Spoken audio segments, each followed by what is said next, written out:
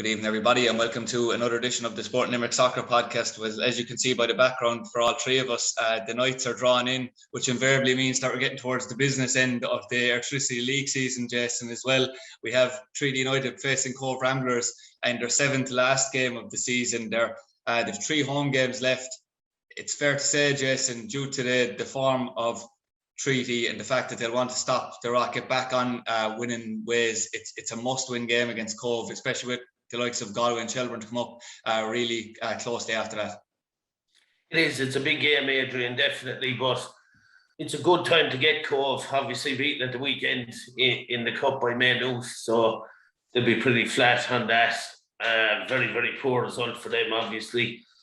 They're on a poor run. They've 1 in 3, so Tommy and Treaty have had a break for the week, so you'd like to think they're rested up, Adrian, but it is a massive 3 points. There's no doubt about that. And Tommy's team selection, I suppose, will be very, very interesting. You know, we've said it for a couple of weeks, especially after the Wexford game. He really, really now needs to go back to basics and get his strongest team out defensively, if you like, and make sure to get 3 points because, as we know, Athlone are playing Cork and that's going to be a very interesting game. And if you have a winner there, and Treaty don't come out with 3 points, then the gap closes again. Yeah, certainly. And Jason mentioned, Noel, the fact that Cobh are in really bad form. They lost to Maynooth in the last 16 of the FAI, which was a real shock for everyone in League of Ireland football. Darren Murphy had decent results in the first couple of games, and the fact that he had a good result in Shelburne with Cobh. Since then, though, it hasn't been going his way. They've lost 2 in the league, drawn 1. They haven't scored in any of those games, and now obviously knocked out of the FAI. So it's fair to say he's had quite a tough start, and it does look like it's going to be a tough job for him. Yeah, it's definitely going to be a tough job, and I think it's an ideal game for Treaty. I think we said because Cobh play a lot of their games on a Saturday night, it gives us kind of more of a chance to see them play than we probably would see some of the other teams in the division. And they certainly play some nice, pretty football, and they have some decent players in their ranks. But certainly there is a recurring theme there. Their failure to convert half decent chances into goals, and like under both managers, they kind of suffered from this. And I think it was really apparent. I saw that against UCD and against Athlone, even when they were down to 10 men, they were still capable of creating chances, but unfortunately they couldn't put them in the net. And I don't really expect that to change. I thought they were poor enough against Treaty as well in both games so far, and I do think it's an ideal game for Treaty. And Jason's right with the week's rest. Guys should be chomping at the bit now, and that extra bit of energy you have, there'll be lack of energy around Cobh. Like, I suppose it's kind of an embarrassing defeat, really. The only good thing they can say about it is that they managed to score 2 goals in it. And John Kavanagh sent off as well, which I presume means that he's out for the game on Friday. Another experienced player. They haven't too many of them. So it does all point to a Treaty victory, but the team selection is certainly going to be important. And, the balance between defence and attack, it certainly needs to be addressed, and it's something that's kind of hamstrung Treaty in the last couple of games, and they certainly need to get it right for this weekend. Yeah, we'll certainly come on to that, but we'll stick to Cobh just for the moment, Jason. I know, judging by our, we'll say, predictions before the season, we didn't expect maybe to see Cobh going into the final 7 games, second bottom in the league at 9th position. I do know that you flagged at the start of the season that goals could be an issue for them because we hadn't a proven goal scorer. You have Conor Dryne in there, you have Jake Hegarty, Kieran Griffin, all very promising youngsters, but there's no experienced goal threat as such. It's came home to roost as such for both, we'll say, Stuart Ashton in the previous management and Darren Murphy now as well. It'll be an issue they'll probably want to address, but we hope it's certainly not addressed before Friday night anyway. No, and I don't think they can address it, Adrian. It's a glaring problem. We flagged it just looking at their squad from the outside in at the beginning of the season, and Noel said it there, and so did yourself. We saw it on the 2 occasions that Treaty come up against Cobh this season. As Noel said, playing a nice brand of football, but this is a results business, Adrian, as we know, and Treaty really did the correct approach against them in both games. They set off, they invited them on, and then they played them, in behind and things like that. But we had a fit and full squad with a squad full of confidence, Adrian, when we played them earlier on in the season. And look, as we said, it's a perfect game for Treaty. They've had the rest, but it's still going to be interesting now to see, are they going to be able to stem this tide, I suppose, of poor results. They are capable of doing it, but we've both alluded to Tommy's team selection. We've seen it in the last 2 home games. Cabinteely at home, Callum McNamara, a real glaring miss in the middle of the field, and they paid the price. And obviously last time out against Wexford, opted for Ed McCarthy at right back with no real cover in front of him, Adrian. So they're the big ones for me. If Tommy gets the team selection right, I think it should be 3 points. Yeah, and without further ado, I suppose we better, because both of you mentioned it, we better get on to that. Noel, the team selection, just to note from last game, you had, as you've mentioned already, your back 4, Ty Ryan in goals, obviously back 4, Ed McCarthy right back, Mark Ludden left back, Anto O'Donnell and Mark Walsh centre backs, Jack Lynch, Callum McNamara. You also, the biggest ones, Stephen Christopher and Joel Costrain on the wings, Sean Mcsweeney and Kieran Hannon then in the attacking positions. Would you like to see any changes in particular for the game to that team on Friday? Yeah, I suppose, look, overall, and they look back at it, I mean, the right back has been a bit of an issue during the season. I suppose at best you could say that Charlie Fleming has been quite inconsistent. It might be a game that you could play him, I think, this weekend. And I think when you do put Ed McCarthy there now, he's a guy I didn't know a whole lot about before the season. I've been really impressed with him. He looks to me like he's going to be a really good player. Certainly, I've no issue with him playing right side in midfield.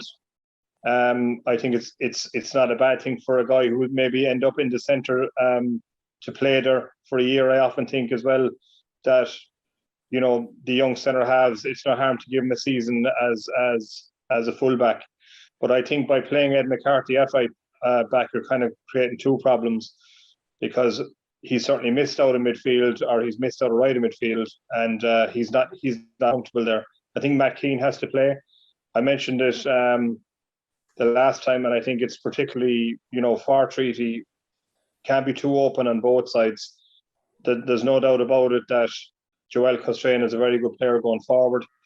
Not quite sure about Stephen Christopher yet, but they do need to be solid on one side. Again, they may get away with it against Cobh, but, you know, you spoke about the games that are coming up. I think it's no harm to have a kind of an attacking type player on one side of the pitch, but I think you have to be solid on the other side. And I don't really see what Matt Keane has done wrong, you know, that he's out of the team. I'd certainly like to see him back. And maybe, you know, one of the things I liked about Jack Lynch was his ability to make the runs at the right time, to get forward at the right time. And I just felt against Wexford, he seemed to be forward all the time. And he needs to come back maybe to be that, you know, a little bit of an anchor with Colin McNamara in the middle, and just time his runs. He might only make 3, 4, maybe 5 in the whole game. And when he does that, he looks a lot more effective as a player than he did against Wexford, when he seemed to spend most of his time in around where you'd have Sean Mcsweeney. Yeah, that was good in-depth detail from Noel there. Jason, what would be your own opinion on the team that I had named out? Would you like to see changes from that as well? Yeah, same as Noel, really. I've been saying it for a few weeks, Adrian. You know, I said it before the Wexford game, I had a feeling Tommy would go with Edward McCarthy at right back, but I also pointed out that if he did, he'd have to play Matt Keane in front of him. He didn't. He went with Joel Costrain, as we know, and it was a glaring miss, you know, and it was too long to change it. He waited until Ed was booked, and then he changed him with Charlie Fleming. And against Wexford, I felt Jack Lynch was out on his feet, and I'd agree with Noel.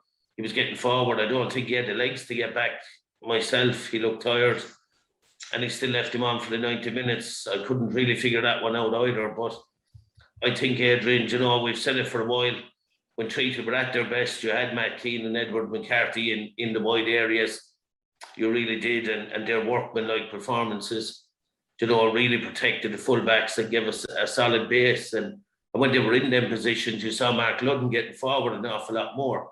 That's something we haven't seen for a few weeks. And again, that's possibly because he knows the people in front of him aren't defensive minded. And if he goes forward, they're going to be wide open on that side. So I'd agree with Noel. I'd go with Matt Keane and Edward in wide areas. I'd go with Callum, Jack, and Sean Mcsweeney, Kieran Hanlon up top, and obviously the back four, Charlie Fleming back in there, Mark Ludden, Mark Walsh, and Anto O'Donnell, obviously. Yeah, it's an interesting one, because obviously Treaty are still in quite a healthy position, Noel. It's probably a tricky one to answer, but what would your own message be if you were Tommy Barrett to the players going into this final stretch now, with Cobh coming up first? Yeah, well, I think he's well able to deliver that message. It's still game by game. You'd have to acknowledge that they haven't hit the heights in the last few games. You'll be hoping that the week's rest has kind of re-energized them. And I think if Tommy puts the right team on the pitch, I think he'll get that performance that obviously everyone is looking for. So look, the players are going to be up for it. It is comfortable at the moment. If they win, if they get the 3 points, at the weekend, it'll stay comfortable for them. It's theirs to kind of lose at the moment, and they don't want to get into that position where it becomes a bit of a doubt. It's certainly not a doubt at the moment, and provided certainly they can get the 3 points, they'll certainly keep that doubt at bay, at least for another couple of weeks, and it may not resurface at all. But with the week's rest, the right team on the pitch, a re-energized group, I think they have a great chance of getting that 3 points and getting that momentum back. It's an ideal time. If they win that game and there's 6 games to go, they're certainly in a great position to hold on to a playoff place. Yeah, we are due to speak to Tommy Barrett later on during the week, so we don't quite know yet, maybe on the injury front, exactly how the break has done good for some and maybe not for others. But Jason, one player who has been back in training is Brian Murphy, who was with Fairview and obviously Cobh. He's kind of been, from his time in Fairview, where he was predominantly always on the right wing, it seems to be from murmurings coming out from the Treaty camp that he's done a lot of training in a striker position. Would you like to see him maybe come in before the end of the season, or do you think that's likely now at this stage to make any sort of impact? Yeah, he could certainly make an impact off the bench, Adrian. We've seen how effective Willie Armstrong has been, and again against Wexford. So maybe he could be an impact sub for Treaty. I'm not so sure if he can play that lone striker role. He'd be good up there in the 2. But we see the role that Kieran Hanlon has played all year, and Matt McKevitt, when he's been given a chance in the side. You need that physical presence up there to keep the ball and mind it. And while Brian Murphy can do that when it comes into his feet, I think he'd be more effective in the 2 up there. You might see him in wide areas. You might see him in the number 10 role. But yeah, he's certainly going to be an asset, Adrian. And again, with the week off, what you'd hope that Treaty were working on was maybe a variation of the set pieces. We've kind of become a little bit too familiar with the back post corner, looking for Anto O'Donnell. Maybe a little change in that now for the last 7 or 8 games would surprise a few teams, and you'd love to see a bit of work being done on it, and just as I said, some variations. Yeah, certainly, because set pieces have been very fruitful for the team throughout the season, and we'd like that to continue. Noel, one player we've also always spoken at length about, is Sean Mcsweeney and his importance. Obviously, he had a period there this season where he was injured and his absence was felt. Considering the way the game went, he got the equaliser and then could have got a winner against Wexford despite the whole team not playing well. And I did notice that people who were there at their first Treaty game or had seen it first live were picking out Sean Mcsweeney as noticeably one of the better footballers in the team. We certainly need Sean now, like we do need everyone, but particularly in that attacking third, we need Sean to be at his creative best as well, particularly on Friday night where you're hoping that Treaty will take the game to Cobh. Yeah, I think so. And he'll have got a great boost from that goal. It was a fantastic header. And funny, I wasn't quite sure who it was, but he made a brilliant effort and a brave effort to get on the end of a cross. He looked more like a centre half actually than a number 10. And like for a split second, I wasn't sure who it was. I kind of had to watch to see who it was. And he showed great bravery, and he will get a great boost for that. And everyone admires him as a player. And that time he kind of loses his focus a little bit when things aren't going well, and it's something that he's going to have to learn, that not every game turns out to be a great game. But certainly, with the quality of the opposition at the weekend, the fact that he scored the last time, and that they should be a bit more solid behind him, I think, which obviously when Treaty are solid behind him, it gives him a bit more freedom, and a bit more possession, if you like, to create chances for Treaty. I think he's going to be very important between now and the end of the season. Yeah, certainly. And just to move on to have a look at the other games in the first division, it's going to become more and more interesting as the weeks go on from here. But Jason, you alluded to it earlier, the fact that Cork City are playing at Athlone, even though it's probably not the most high profile when you consider like UCD are playing Bray in the division. For Treaty fans, players and sports and likes, that's the game where there'll be one eye on, even with the Cobh game being on at the same time. You would definitely, and as you said, UCD and Bray as well. All them results, Adrian, could affect Treaty. And as I said a while ago, look, if there's a winner in the Cork Athlone game and Treaty don't come away with 3 points, then the gap becomes a little bit more close again. Cork, on the back of obviously a fantastic performance, kind of alluded to it last week, the Cobh game against Pats, that there wouldn't be more than a kick of a ball in it, Adrian. It certainly turned out that way, going all the way to penalties. And we were even talking about Barry Coffey and how he'd do in that kind of company. And obviously he got an equaliser for Cork City in the Cobh game in injury time. And it went all the way to penalties. So they'll be on a high, I suppose, while disappointed obviously in the result. They can take great confidence in the performance. But look, that's kind of been a trend all year, hasn't it, Adrian, for Cork City, putting in great performances and not getting the results probably that the performances warrant. Athlone, as we know, Paul Doolan is in there, got a bounce straight away with the victory against Galway.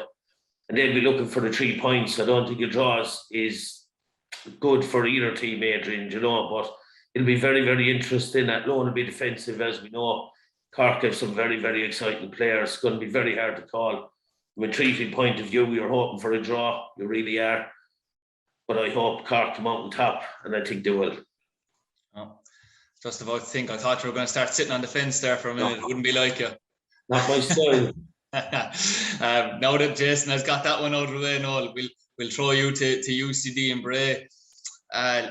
It's another one where, like, throughout the season, we've talked about how hard it is to call in this league. But that's what you experts are here for. So we're going to ask you for a prediction on that one. Yeah, again, on paper, it looks like a tight game. I think UCD are slowly getting back to that really bright form they had, for a period early in the season. They had a good win in the Cup last week, which will give them a great boost. And I just feel there's not a whole lot between the two teams, Bray and UCD.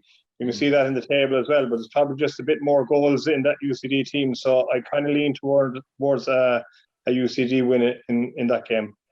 Yeah, 2 possible home victories. I don't know if that's going to change much, Jason, in the next game I give you, but Shelburne hosting Wexford. The only thing is, if Wexford can play anything like they did for a part of the game against Treaty, they'll probably cause Ian Morris's side a few problems. They might, Adrian, but we have to factor in Treaty's performance that night as well, and that certainly was a contributing factor. I don't think they'll get it as easy, obviously, against Shelburne. They'll be looking to put the final couple of nails in their title challenge, and they're nearly there. So you'd expect nothing less but a home win. Yeah, and Noel, I think it's fair to say you have Cabinteely hosting Galway, considering the loss against Athlone. John Caulfield will certainly be saying it's time to put down a marker, and that was only a one-off performance. Yeah, I think so. And again, you're looking at it on paper, they're a bit Jekyll and Hyde, Cabinteely. They'll be disappointed about their form in the last 2 weeks outside a couple of games, and I'd be really strong on Galway winning that game. Yeah, and Jason, now that we're on to the local scene, shall we say, it's been obviously a hectic few weeks in junior soccer, and we cover obviously just the Premier Division due to time constraints alone, but the few results that were maybe surprising were obviously Ballinanty were 2-0 up last weekend against Ashley and Coddy. It ended up being 3-2. Now they did bounce back with a win, but there has been a few departures from Ballinanty, I believe, in the squad in the last few days. They are expecting Conor Ellis back, which would be a game changer in the next maybe month and a half. He's probably the most sought after striker in Limerick junior soccer. But Pike have been steadily winning their games, even though they had to win late on against Mungret. Fairview, despite the loss to regional, have been winning even by the odd goal, and obviously we know about their signings and squad that they have. Would it be fair to say that it's looking like it will be a straight shootout between Fairview and Pike for the league? Yeah, it is, Adrian. I watched Pike and Ballinanty recently in LIT, and I was very impressed with Pike Rovers. A lot of the teams this time of year, Adrian, have players missing, and that suffered Fairview last week against Regional, obviously missing a lot of players, and on the night went down, and deservedly so by all accounts to Regional. But I do think it's going to be a straight shootout between Pike and Fairview when you get to the Sunday morning only games, Adrian, But look, this is where the top six and bottom six split will benefit all the clubs, really. Because even if you look at Ballinanty, okay, they've had 2 defeats already, but they'll still have 2 rounds of fixtures against everyone in the second half of the season, because they're obviously going to finish in the top 6. So this is where that benefits everybody. And if they're getting Conrellis back, Adrian, he'll certainly be an asset at this level. We all know that. I didn't think Ballinanty were fit, and I've seen Ashling. I don't think they're fit. So there's a lot of clubs, I suppose, trying to get up to speed and not do any damage to their points tally, I suppose, Adrian, in the meantime. But it's a very big ask for junior players to be playing this amount of games in such a short turnaround after such a lengthy layoff, I suppose. Yeah, and I know that Shane O'Hanlon and Ashling Anacotty will probably be a bit happy with me not even mentioning them, because in fairness, they have won all 4 of their games and maybe are going under the radar somewhat, but it remains to be seen how that will go. Noel, considering I know that you haven't had an awful long time looking at junior soccer, it's something that's caught my eye from my own division. You've certain clubs, we'll say, that are struggling massively now, and clubs at a high level, we'll say Premier A level, struggling to field teams and get the interest and garner the interest for training and matches as well, which is something that probably wasn't always the case. And even towards the bottom half of Premier, I mean, you look at Geraldines there, and you have a lot of clubmen and players that were playing maybe with the club's B team for years that have went up to help out the A team, which probably wouldn't have been the case every single week for a while. It's the same with Kilmallock. There's a lot of clubs, there's a lot of teams and clubs struggling at the moment. It's one question I've put to a lot of people, but like, do you think that that's more of a societal thing, in that, there isn't as many youngsters and as many people playing football now? There seems to be an awful problem with getting players interested in junior soccer at the minute. Yeah, I think I think it has a bit to do with the fact that a lot of guys, if they're not playing, say at they don't really want to play maybe junior football at a high level, and they play because certainly outside the Premier and 1A, you can see a lot of teams underneath, and they seem to have plenty of players. It's more of a social thing. And while we would be at times bemoan the fact about the fitness of some of the Premier League teams, the fact is that it's not senior soccer anymore, and it's probably a small bit serious for some guys who just want to get out and get a game at the weekend. And you kind of touched on it yourself about often a B team in a club or a C team in a club is can be stronger than the so-called B team or A team ahead of them. And I think it's more to do with the fact that guys just want to get out and maybe have a game with their friends every weekend, and it's part of their social life, if you like. Then bar the top couple of teams in the Premier League, there is a massive gap. You look at the likes of Kilmallock and even Coona, and obviously they're great to be up there in that, and Munger, but there's a huge gap between what the power of the likes of Fairview and Ballinanty and Pike Rovers, and at times Jamesborough, the kind of money that they can spend on their first team, and they seem to garner all the good players, and it becomes a bit lopsided. So certainly it is an issue. I'm not so sure the top 6 and bottom 6 will fix it, but it's probably a way to kind of mitigating against the one-sided games that, if they're happening now, they're certainly going to happen, particularly towards the end of the season, when people totally lose interest, when they realise that, that they'll be lucky to win a game, or they're on the way down to the Division 1A. But probably a bit of that, and also the fact that there has been no games for so long, and guys maybe just haven't really got back into it yet, Yeah, I certainly understand Noel's point, Jason, in the fact that people want to play for fun. There's no doubt about that. The only issue, I suppose, with that is for people running clubs getting texts at 10:30 on a Sunday morning saying that you couldn't make it. It's almost impossible for managers of these teams and people involved in these clubs to keep it going when you can't rely on people as such. And there's another problem, I suppose, Jason, and you might have encountered this when you were trying to get players to sign for Janesborough, is that there does seem to be an awful lot of players maybe at the better clubs that are happy to maybe just pick up a medal and only play 1 or 2 games a season when they walk into other teams in the same division. Yeah, and look, the pool of players, Adrian, is getting smaller. There's no doubt about that.